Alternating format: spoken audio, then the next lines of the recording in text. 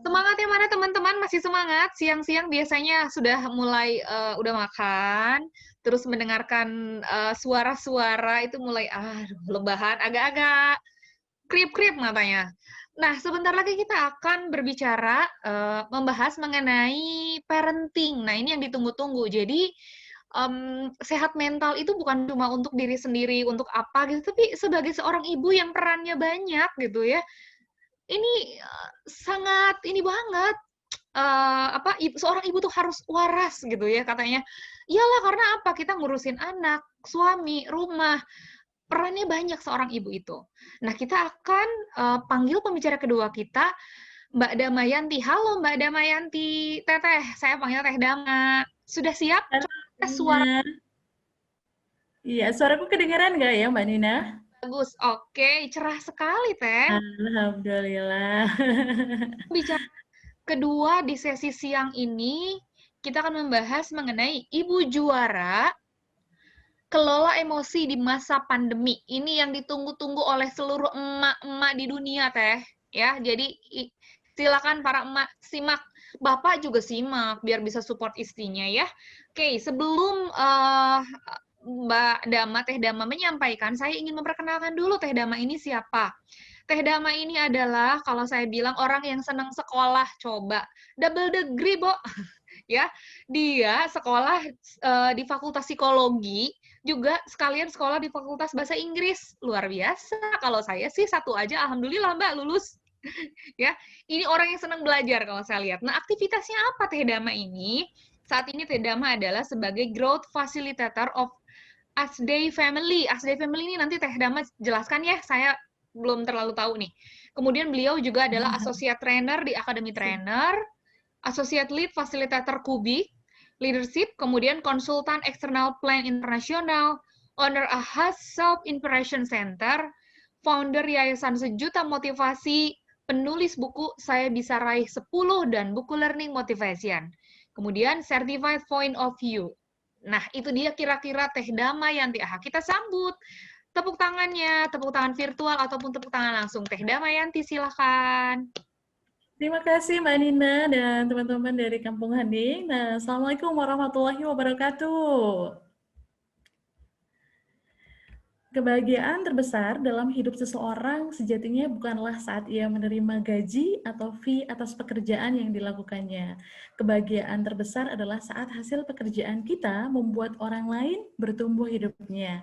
Saya, Damayanti, senang banget siang hari ini ketemu sama ratusan teman-teman, sahabat, para ibu juara, para ayah juara juga, yang siang hari ini bergabung dan kita akan sharing bareng tentang bagaimana caranya kita bisa mengelola emosi agar lebih baik lagi khususnya di masa pandemi ini ya. Dan seneng banget nih Mbak Nina, kita ada berapa orang nih Mbak Nina? Udah ada 158 orang ya, Masya Allah yang sudah bergabung. Mudah-mudahan menjadi amal saleh buat kita semuanya. Dan teringat sebuah hadis bahwa ternyata orang-orang yang mencari ilmu itu adalah orang-orang yang mencari jalan ke surga. Mudah-mudahan kita termasuk di dalamnya ya, amin.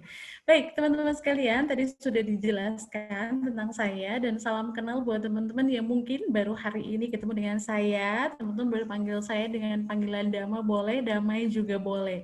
Yang jarang itu saya dipanggil dengan panggilan Yanti gitu. Jadi kalau misalnya di medsos atau misalnya ketemu langsung gitu ya dipanggil dengan panggilan Yanti biasanya nggak ngeh ya. Selain itu biar juga nggak disamakan dengan salah satu artis gitu. Biasanya kalau kita lihat TV ada Yanti gitu. Nah, akan teringat dari satu orang, itu biasanya siapa Mbak Nina? Betul ya, biasanya Krisdayanti ingatnya ya. Jadi jangan ingat Krisdayantinya, tapi ingat Damayanti ya. Oke, itu tentang saya teman-teman sekalian. Nah, sebelum kita mulai, saya juga pengen ngajak teman-teman berinteraksi, meskipun kita nggak bisa offline ya, kita nggak bisa langsung gitu ya untuk berinteraksi langsung, tapi kita bisa menggunakan chat kita yuk. Saya pengen tanya ke teman-teman semuanya nih, di chatnya boleh dipakai ya. Nah, apa yang saya ingin tanyain gitu ya, oke, yang pertama adalah kapan ya terakhir kalinya, nah ini kelihatan di layar ya, mungkin teman-teman sekalian kelihatan di layar, kapan terakhir kali emosi Anda meledak dalam bentuk amarah, khususnya ini ke anak nih, karena kita konteksnya ini sebagai ibu gitu, atau teman-teman mungkin sebagai kakak gitu ya, belum berkeluarga, mungkin belum pernah marah gitu, atau ke pasangan juga boleh. Oh, barusan aja katanya, minggu kemarin. Oke, baru aja Mbak. Ini banyak yang samaannya, nggak apa-apa. Karena kita memang punya emosi, nah yang akan kita sharing siang hari ini adalah bagaimana kemudian emosi kita ini bisa kita arahkan dengan sangat baik, bahkan menjadi energi buat kita. Belum nikah, katanya, belum punya anak, oke. Kalau sama suami baru tadi pagi, nggak apa-apa ya. Yang belum nikah, mungkin pernah marah atau sering kali ya marah juga ya pada momen apa, pada orang atau pada kesempatan apa, itu boleh disampaikan ya. Tadi pagi, oke, ada pada ponakan juga minggu kemarin pas ngajarin ponakan belajar online. Oke, thank you teman-teman ya, jawabannya luar biasa. Pak Hari, thank you ya, sempat chat ya. Oke, selanjutnya teman-teman, pertanyaan kedua adalah kalau kita hitung nih dalam satu minggu ini, berapa kali sih jumlah Anda gitu ya meledak emosi Anda dalam bentuk amarah nih gitu ya. Nah, kalau kita hitung nih, ini kan hari Minggu ya Mbak Dina dan teman-teman sekalian, hari Minggu nih saat ini. Kalau kita hitung teman-teman sekalian, ada berapa kali nih dalam seminggu ini kita ada momen meledak amarah kita gitu ya. Mungkin ada dalam bentuk ucapan atau bahkan sampai bentuk fisik gitu. Nah, baru satu kali, oke, lebih dari 2 kali, sekali aja luar biasa nih ya. Ini keren banget nih ya, 4 kali, 2 kali, 1 kali, luar biasa. Salut nih ya sama teman-teman sekalian yang ternyata emosinya udah lebih terkontrol. Mungkin karena udah ikut sesi juga ya dari tadi pagi nyimak banyak hal yang sudah dicapai gitu, diraih dari insight-insight penting, ternyata udah mulai jumlah emosinya itu lumayan ya, sedikit-sedikit, ada yang 4 kali, nggak apa-apa, karena memang setiap hari kayaknya, tidak sama sekali, luar biasa. Nah, terakhir pertanyaan saya, itu pertanyaan terakhir dari saya, itu dalam satu minggu, kalau kita lihat, berarti frekuensinya beda-beda nih, ada yang sama sekali belum pernah nih ya, meledak dalam bentuk aman. Ada juga yang sampai 4 kali, atau bahkan sampai setiap hari, 7 kali dalam sehari. 7 kali dalam seminggu, karena setiap hari mendampingi anak, misalnya ada momen belajar di rumah, ada aja yang bikin kita mungkin jadi emosi gitu. Itu istilah yang sering biasanya kita pakai gitu. Nah, teman-teman sekalian, saya ingin mengajak teman-teman untuk diskusi kasus nih. Kasus yang beberapa hari ini, beberapa minggu kemarin itu sempat menyita perhatian kita semuanya. Apa itu? Nah, ini dia. Beberapa waktu lalu kita dihebohkan gitu dengan sebuah kasus di mana akibat dari daring ini adalah salah satunya ada seorang anak yang usianya 7 tahun dibunuh oleh orang tuanya gitu.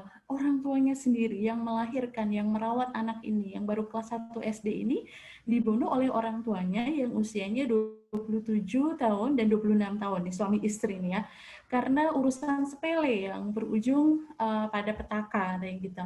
Nah, ada kasus seperti ini. Nah, teman-teman sekalian, saya ingin tanya gitu ya, pendapat teman-teman, mengapa sih peristiwa seperti ini menurut teman-teman bisa terjadi gitu, dan itu mungkin deket banget sama kehidupan kita. Kenapa kejadian ini bisa terjadi nih, seorang anak dibunuh oleh orang tuanya sendiri? Yuk, menurut teman-teman boleh ya kita sampaikan di chat gitu. Menurut teman-teman sekalian, mengapa ya peristiwa-peristiwa tersebut bisa terjadi? Oke, thank you teman-teman sudah ikut menjawab ya. Mungkin tidak bisa mengelola emosi, karena luapan emosinya tidak terkontrol, sudah meledak, gangguan mental luar biasa ya. Karena tidak bisa mengontrol emosi ya. Wah, ini jawabannya lebih pada kontrol emosi. Orang tuanya tertekan oleh kondisi lingkungannya. Oke, karena tidak memiliki kesadaran diri, ada yang terpendam luar biasa. Nah, teman-teman sekalian, isu ini jauh dari agama katanya, pendaman emosi, orang tuanya stres luar biasa. Thank you teman-teman yang sudah berpartisipasi. Ada yang juga yang tidak beriman. Nah, teman-teman sekalian, ini menarik banget loh diskusi ini. Ini menunjukkan bahwa kenapa sih Hari Kesehatan Mental Dunia itu akhirnya digaungkan gitu, dan akhirnya juga dari Kampung Hening membuat event kita hari ini, karena ternyata sebenarnya gangguan mental itu ada dimanapun gitu, di sekitar kita, atau bahkan kami yang berbicara pun mungkin bisa jadi ada, tapi skalanya berbeda-beda gitu, dan ada orang yang dapat dengan mudah untuk keluar dari situasi terganggu mentalnya, tapi di saat bersamaan ada juga yang nggak bisa keluar dari situasi itu. Dan karena saya seorang ibu, saya seorang istri, saya seorang wanita, akhirnya beberapa bulan lalu saya membuat komunitas namanya Ibu Juara gitu. Kenapa? Karena ibu itu sebenarnya juara banget perannya gitu. Dan salah satu yang bisa jadi banyak mengalami gangguan mental adalah seorang ibu. Kenapa? Karena banyaknya tuntutan yang luar biasa yang ia jalani, ia nggak punya teman ngobrol, ia nggak punya teman curhat. Ketika ia curhat bisa jadi nggak pada orang yang tepat, sehingga akhirnya masalah itu bertumpuk. Termasuk yang teman-teman sampaikan tadi, ada pendaman emosi yang luar biasa. Nah, mudah-mudahan sharing kita siang hari ini bisa membantu teman-teman, ataupun kalaupun teman-teman di sini sudah okay, I'm okay with myself gitu ya, about emotion. Nah, kita bisa bantu orang lain di luar sana, para ibu di luar sana untuk bisa bantu keluar dari situasi ini. Kenapa? Nah, karena gini teman-teman sekalian, ketika terjadi peristiwa ini, saya sebenarnya termasuk yang nggak terlalu kaget gitu dengan kejadian ini. Kenapa? Karena sebenarnya ini peristiwa yang berulang, dan kalau teman-teman browsing, cari gitu ya, hampir mungkin tiap bulan itu ada kasus pembunuhan anak oleh orang tuanya sendiri. Bahkan dari tahun 2006, sejak saya kuliah di salah satu kampus di Bandung gitu ya, itu saya waktu itu masih ingat banget, heboh banget gitu ya, aktivis sebuah tempat keagamaan lulusan dari salah satu kampus terbaik di Bandung itu membunuh 3 anaknya sekaligus gitu. Nah, kenapa ini bisa terjadi teman-teman sekalian, dan ternyata kasus ini nggak berhenti gitu. Kasus ini nggak berhenti, dan levelnya juga nggak cuma. Ada di Amerika gitu ya, kasusnya luar biasa juga. Di Amerika ternyata ada 500 anak ya terbunuh setiap tahun. Ini data yang saya peroleh dari internet. Dan itu jadi kalau misalnya kita hitung-hitung, itu ibu itu membunuh seorang anak hari sekali, bayangin teman-teman sekalian gitu. Nah, what happen sih sebenarnya, ada apa sih sebenarnya dengan hal-hal seperti ini? Nah, kalau kita melihat, merujuk pada penelitian yang dilakukan di Indonesia, ternyata nih dari sekian banyak keluarga yang disurvei nih teman-teman sekalian, ternyata 82% gitu ya, orang tua itu pernah melakukan hukuman kasar secara verbal ke anak gitu. Jadi kita bisa ngecek nih, saya atau kita semuanya termasuk yang mana nih? Yang 82% atau termasuk yang 18%-nya. Dan ternyata 87% lebih tinggi lagi, rata-rata pernah menghukum anak dengan hukuman fisik nih. Ketika ada problem dengan anak gitu. Nah, teman-teman bisa lihat nih datanya ya, luar biasa sekali ya. Dan ternyata teman-teman sekalian, peristiwa-peristiwa ini ternyata menumpuk. Mungkin awalnya kecil, karena dalam case yang saya temukan ada seorang ibu juga yang membunuh anaknya 16 tahun. Artinya apa? Artinya bisa jadi dari yang kecil-kecil ini menumpuk dibiarkan, akhirnya jadi pembenaran, dan ibu itu pun sudah ngerasa yang ya udahlah nggak apa-apa, kan ini alasannya adalah untuk memberikan pendidikan yang sifatnya disiplin ke anak gitu. Tapi apakah benar seperti itu? Nah, teman-teman sekalian, kalau misalnya kita atau orang-orang di sekeliling kita termasuk yang menggunakan perilaku tadi saat mengkondisikan anak, berarti kita sudah melakukan agresi ke anak.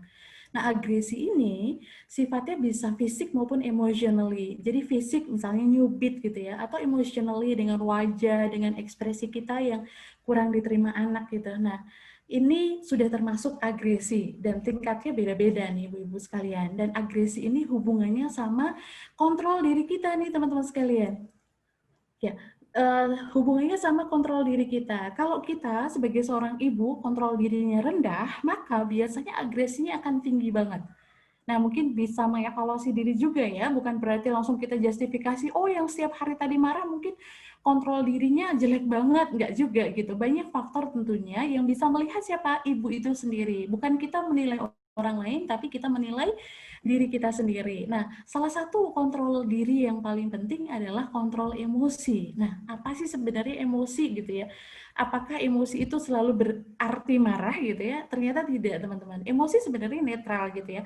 Emosi itu perasaan kita yang ditujukan kepada seseorang atau sesuatu kejadian. Jadi misalnya ada sebuah kejadian, kita muncul emosi positif, dengan bahagia, dengan gembira, itu juga sebuah emosi. Atau sebaliknya, ketika kita melihat sebuah kejadian, kita jadi sedih, kita jadi jadi marah luar biasa, itu juga emosi. Misalnya kemarin yang terakhir, ada undang-undang cipta kerja, orang jadi keluar emosinya. Ada yang emosinya positif gitu ya, ada juga yang negatif gitu. Nah, itu based on kita semuanya, kita masing-masing gitu ya, mau mengalirkan emosi yang seperti apa, yang positifkah atau yang negatifkah gitu. Contoh nih Mbak Nina ya, teman-teman sekalian, biasanya kalau ada tragedi gelas pecah di rumah nih, para ibu kayaknya hafal banget. Klompiang gitu ya, wah udah ada gelas pecah langsung set, mata emak-emak gitu ya, langsung. Wah, langsung apa nih yang terjadi biasanya teman-teman sekalian? Iya, betul ya, biasanya yang terjadi adalah wajah kita mulai ada apa ini ya? Ada perilaku apa lagi si anak itu? Fisiologis kita, ada dada yang deg-degan kita gitu, ada jantung kita yang mulai detaknya lebih cepat gitu ya. Kenapa? Karena bisa jadi mulai emosinya naik gitu ya. Kemudian ada suara kita yang mulai naik. Apa sih itu? Gitu, atau adik gitu. Wah, itu udah mulai gitu ya. Atau kita mulai ada tindakan emosional gitu. Kita langsung misalnya menunjuk anak kita, kemudian kita tuh kan. Nah, itu kita udah mulai keluar dalam bentuk tindakan. Jadi emosi itu bisa macam-macam bentuknya. Dari wajah kita kelihatan, dari fisiologis badan kita gitu ya. Bekerja badan kita juga kelihatan gitu. Dari vokal suara kita juga kelihatan, atau dari tindakan emosional lainnya. Makanya tadi Mbak Nina sempat sharing juga gitu, dari fisiologis tubuh ternyata emosi kita berpengaruh sama kesehatan kita gitu. Karena ngefek juga, termasuk orang-orang yang misalnya emosinya dipendam gitu, dirasakan dalam dirinya aja, ditahan gitu. Jangan-jangan juga justru kenanya ke back pain, kenanya ke pusing yang nggak berhenti-berhenti, karena emosinya di situ mulai muncul. Tapi ada juga di antara kita yang kata Mbak Erlina tadi, ibu peri gitu ya. Jadi maksudnya adalah ibu-ibu yang, oh iya nggak apa-apa nak, yang penting beresin aja. Ada yang seperti itu gitu. Atau yang sempat viral nih teman-teman sekalian, mungkin pernah lihat ya di layar gitu ya, tragedi gelas itu. Kalau emaknya yang nendang gelas, wah langsung gitu ya, siapa sih yang naruh gelas di sini gitu. Tapi kalau yang nendang anak-anaknya, oh udah itu. Makanya kalau jalan itu pakai mata gitu ya.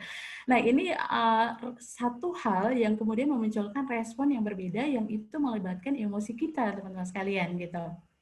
Nah, terus gimana tuh caranya supaya kita bisa controlling emosi kita? Nah, mungkin kalau kita bicara setengah jam ini nggak cukup untuk kita latihkan semua teknik untuk controlling emosinya gitu. Mungkin di training online pun kita butuh 2 sesi, masing-masing 2 jam, kemudian kita juga ada konseling lanjutannya gitu. Kayaknya nggak akan cukup. Nah, tapi kalaupun kita mau untuk mengontrol emosi kita, sebenarnya ada 3 prinsip dulu yang harus kita kuasai sebelum kita ke langkahnya gitu. Langkah bisa apa aja, tapi prinsipnya harus sesuatu yang kita pegang teguh dengan tepat gitu. Nah, pentingnya prinsip dulu deh, teman-teman nih. Siapa di antara kita yang sama nih dengan saya, yang lagi ada program menurunkan berat badan gitu ya. Nah, saya udah hafal banget tuh ya, berbagai teknik kita pelajari, cara menurunkan berat badan gitu.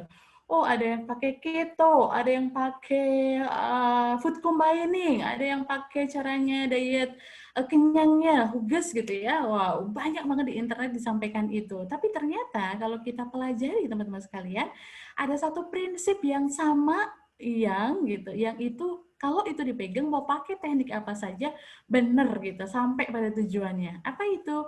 Kalau kita ngomongin tentang penurunan berat badan, maka satu prinsipnya yaitu harus ada defisit kalori gitu. Defisit kalori artinya apa? Mau makan nasi, mau nggak makan nasi, mau KF gitu, ketofastosis, mau food combining, harus ada defisit kalori yang dilakukan orang itu. Artinya kalori yang masuk, yang dimakan harus lebih kecil daripada yang keluar. Sama dalam mengelola emosi pun, teman-teman sekalian, ada 3 prinsip nih yang menurut saya gitu ya, kita harus pegang teguh. Yang pertama adalah kita harus punya prinsip bahwa hidup tidak akan pernah terlepas dari masalah. Nah, ini penting banget buat semua ibu. Kita kadang pengennya, ya Allah, pengen banget gitu ya hidup kita itu sepi dari masalah gitu. Berharap sih boleh, tapi kita harus sadar bahwa 24 jam hidup kita akan selalu ada momen di mana kita akan ada masalah, dan kita ketika kita punya prinsip seperti ini, kita akan jauh lebih siap menyiapkan diri gitu, merespon diri seperti apa ketika ada masalah. Mau kita yang nggak punya pembantu misalnya, atau mau seorang artis yang katanya pembantunya 16, believe me Bu, mereka juga punya masalah itu dalam 24 jam, itu pasti akan hadir gitu. Cuma skalanya aja yang beda-beda gitu. Dan kita sebagai seorang ibu, menurut saya gitu, lebih baik untuk memegang prinsip ini, bahwa hidup tidak akan pernah terlepas dari masalah. Masalah sesuatu yang beda ekspektasinya sama kita gitu. Ekspektasi kita adalah anak nurut misalnya, anak diem, anak anteng saat Zoom dengan gurunya. Tapi ternyata, mama capek mah gitu. Ma minta ini minta itu, yang mungkin buat kita annoying banget gitu ya. Ternyata seperti itu gitu. Nah, artinya apa? Ketika kita pegang prinsip ini, teman-teman sekalian, kita pun akhirnya bersahabat sama masalah gitu, nggak menghindari masalah gitu.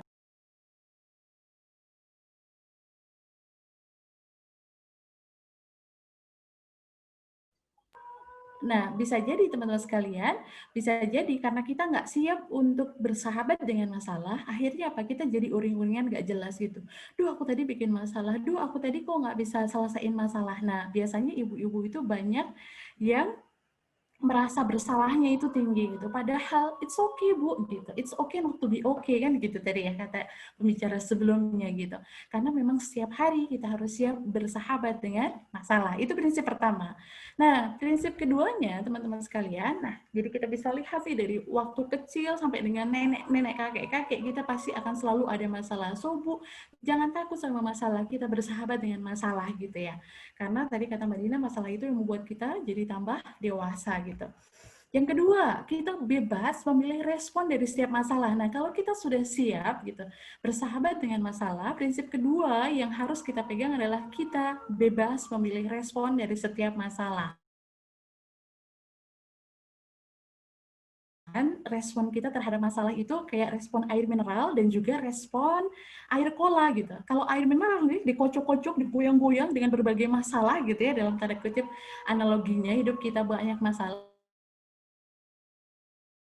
Air cola dikocok-kocok gitu ya, kemudian digoyang-goyang, bisa jadi ketika dibuka air cola itu boom gitu ya, keluar sodanya luar biasa. Tapi kalau air mineral itu akan keluar dengan tetap tenang, tetap jernih gitu. Artinya apa teman-teman? Dalam hidup betul kita bersahabat dengan masalah, betul kita bebas merespon dengan sikap kita, dan ingat bahwa kita responnya ada dua macam nih. Boleh mengambil seperti air mineral atau boleh juga mengambil seperti air cola. Yang pasti setiap pilihan ini bebas dilakukan, tapi ada konsekuensi negatifnya.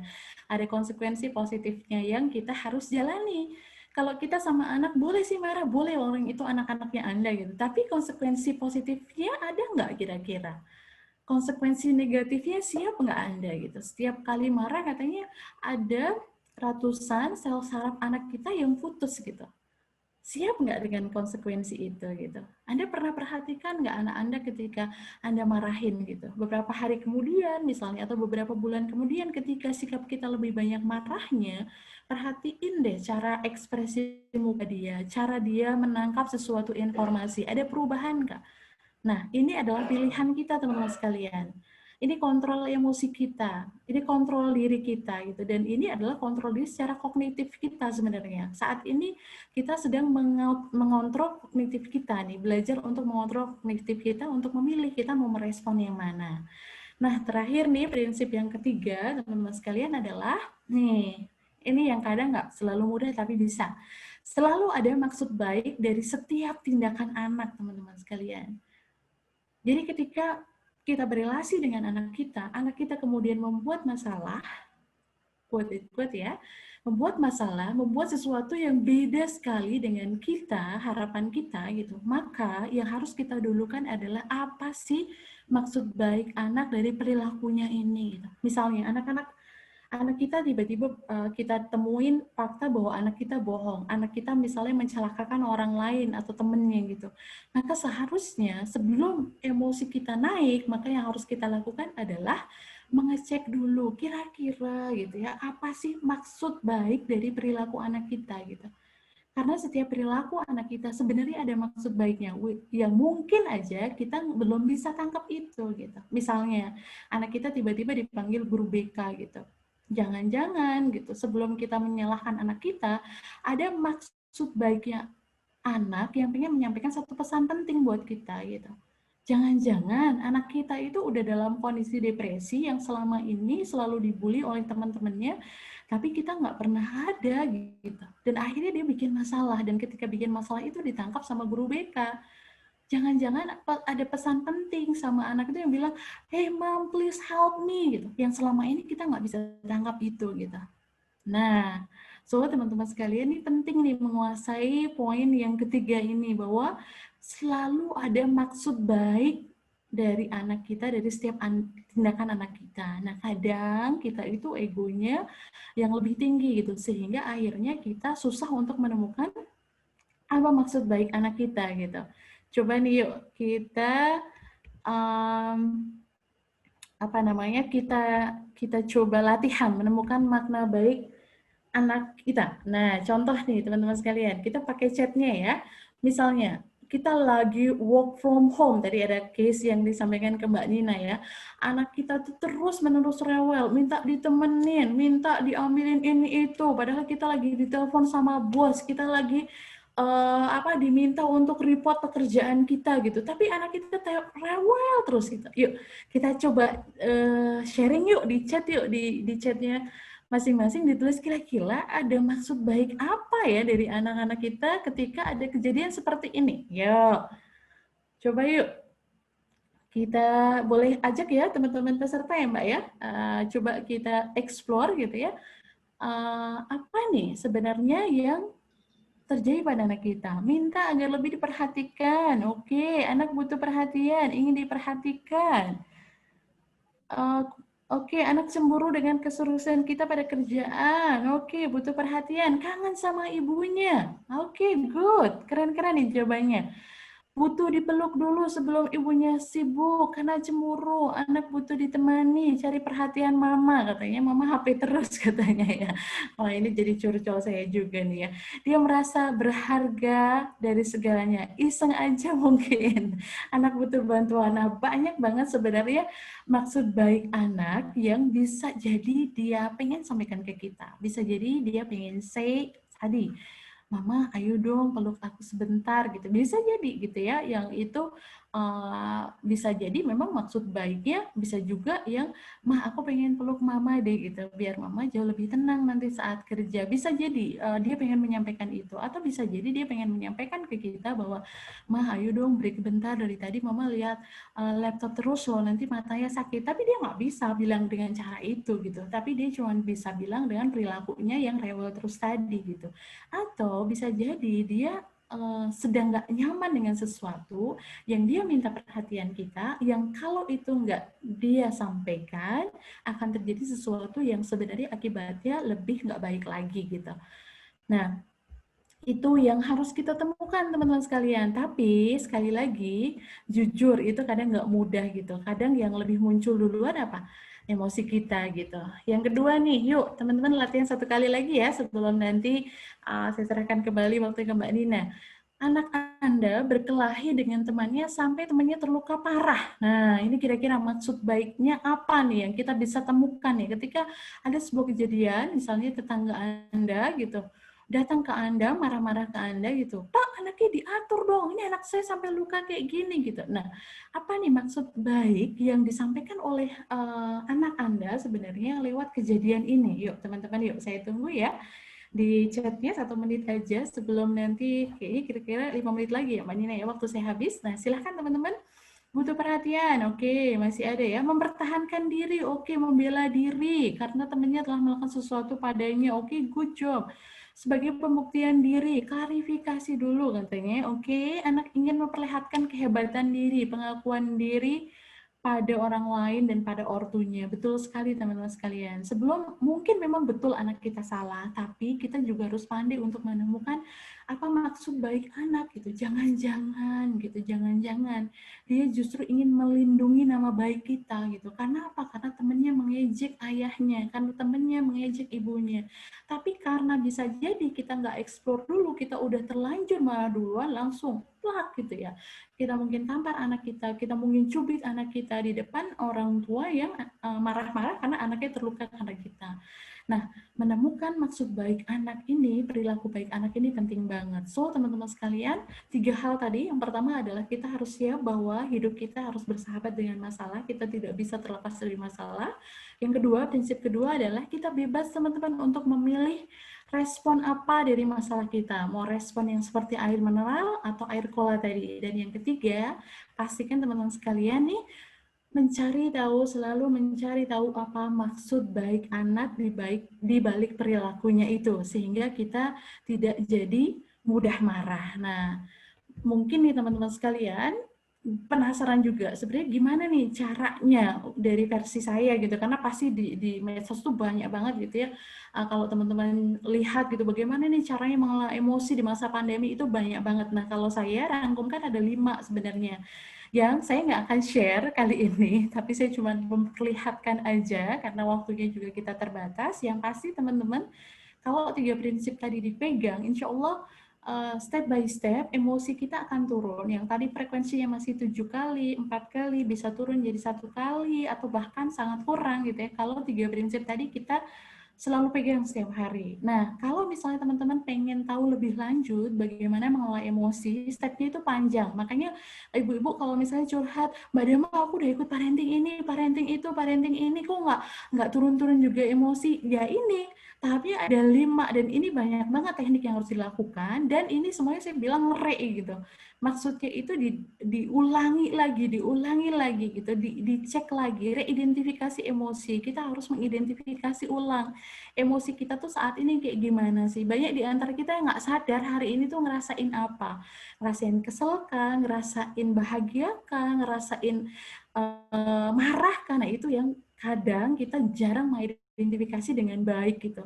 Kita sebenarnya saat ini sedang emosi gitu ya, sedang ada masalah atau sedang modifikasi. Yang kedua, kita perlu rilis nih. Nah, tadi Mbak Dina udah ngajarin salah satu teknik rilis. Rilis ini banyak banget tekniknya dan harus butuh waktu khusus untuk melatihnya. Nanti teman-teman boleh deh japri ini mungkin di kesempatan yang lain atau bisa ikut course online saya. Juga harus di-replace, apalagi nih ya, replace lagi. Replace emosi. Nah, nanti kita akan jelaskan juga di momen yang lain. Kemudian recommunicate, dan terakhir adalah kita harus mendesain ulang gimana sih respon marah kita yang tepat. Nah, itu 5 cara yang harus kita lakukan, teman-teman harus kita kuasai. Mudah-mudahan di kesempatan lain saya bisa sharing tentang ini. Tapi yang pasti teman-teman sekalian, apapun caranya, prinsipnya nggak boleh lepas dari 3 hal ini ya. Bahwa hidup kita tidak akan pernah terlepas dari masalah. Dan kedua, kita bebas memilih respon dari setiap masalah. Dan yang ketiga, selalu ada maksud baik dari setiap perilaku anak. Nah, kalau 3 prinsip kelola emosi ini sudah teman-teman kuasai, insya Allah akan lebih mudah untuk menghadapi situasi-situasi yang challenging di masa pandemi ini ya. Oke, itu dari saya Mbak Nina, kayaknya udah pas banget ya 30 menit ya. Udah, Teh. Jadi tadinya saya pikir 5 menit terakhir untuk tanya jawab. Nah, sih. Ya Di pas. WhatsApp aja ya, mungkin ya. Ya nanti dijawab ya, Teh ya. Ini Siap, siap. beberapa pertanyaan tadi. Katanya saya ibu 1 anak. Suka nyubit karena saya dicontohin sama orang tua. Ya, betul. Nah, gitu. Itu panjang nggak, Teh, jawabannya? Panjang. Nggak, jadi teman-teman memang nggak bisa sekali jawab langsung selesai masalahnya, karena memang harus ikut step by step yang tadi 5 tadi Mbak Nina. Makanya mungkin nanti berkesempatan untuk mengikuti konseling online-nya ataupun kelas online-nya, nanti kita akan bahas itu semuanya ya. Oke. Gitu. Tapi minimal prinsip yang satu tadi Mbak mulai ditanamkan gitu di knowledge-nya, biar ada control knowledge-nya gitu. Kognitifnya mulai mengontrol gitu, ketika mau nyubit tuh langsung berpikir bentar dulu deh, kayaknya ada deh maksud baik dia kayak gitu, apaan sih gitu. Nah gitu, kalau udah mulai kayak gitu dia akan lebih oke gitu ya, oke. Tangannya jadi mundur sedikit nih gitu. Nah kayak gitu Mbak Lina ya, jadi memang harus selalu dilatih gitu 5 hal tadi Oke. itu Mbak Lina. Dama, punten ya, yang bertanya Oke, tidak bisa dijawab karena waktunya terbatas. Tadi tapi Mbak Dina nanti boleh japri ke saya ya, nomor handphone saya nanti saya kasih di terakhir, dan saya terakhir kalimat buat teman-teman semuanya, buat para ibu, buat penyemangat, bahwa yuk teman-teman sekalian, deraskanlah kasih sayang kita sebagai ibu, bukan menderaskan suara amarah kita, karena hujanlah yang akan menumbuhkan bunga-bunga. Kasih sayanglah yang akan menumbuhkan putra-putra kita, bukan petir dan gunturnya, bukan suara amarah kita. Oke, teman-teman semuanya, terima kasih atas kesempatan waktunya. Kampung Hening juga terima kasih banyak sudah memberikan ruang buat saya untuk berbagi di sini. Mudah-mudahan bermanfaat, dan silahkan teman-teman yang mau lanjut silaturahmi boleh WA ke saya ya. Nanti insya Allah akan saya jawab pertanyaan-pertanyaannya via voice note, atau misalnya via teks juga boleh ya. Atau yang mau lanjut silaturahmi, boleh kita saling save number, nanti send aja nama, kemudian aktivitasnya di mana dan tinggalnya di mana. Saya akan save number sehingga kita bisa tetap saling silaturahmi. Thank you Mbak Nina dan teman-teman semuanya. Assalamualaikum warahmatullahi wabarakatuh. Assalamualaikum warahmatullahi wabarakatuh. Terima kasih Teh Dama untuk Sama-sama. Ibu Juara ya. Jadi deraskanlah kasih sayang kita karena seperti hujan, itu tumbuh juga bunga-bunga karena hujan, bukan karena petir dan guntur ya. Bagus sekali.